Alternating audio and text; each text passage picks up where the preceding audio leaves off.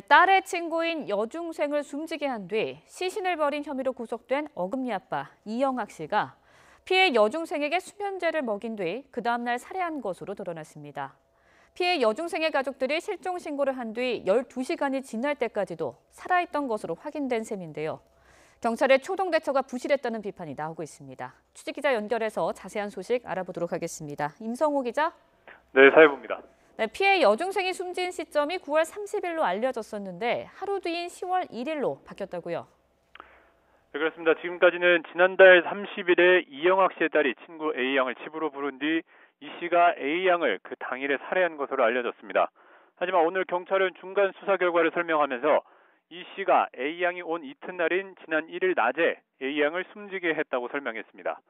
이처럼 범행 시점이 바뀐 이유에 대해서는 이 씨의 딸이 A양이 숨진 모습을 본 시점을 헷갈린 것 같다고 말했습니다.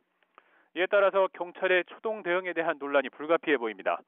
앞서 A양의 유가족은 A양이 이 씨의 집에 간 당일인 지난 9월 30일 밤에 실종 신고를 했는데 A양은 12시간가량 실종 신고 지난 뒤 12시간가량 살아있었기 때문입니다.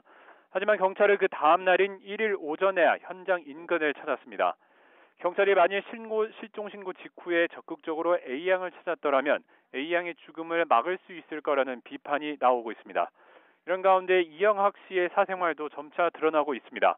기초생활보장수급자의 장애인 연금까지 받았지만 성매매에 연루된 정황 등이 일정 부분 드러난 건데요.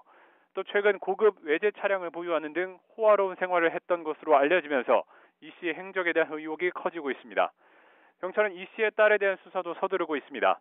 이 씨의 딸은 친구를 집으로 불러서 수면제를 건네고 또 이 씨를 도와서 시신을 유기한 혐의로 어젯밤에 구속영장이 신청됐습니다.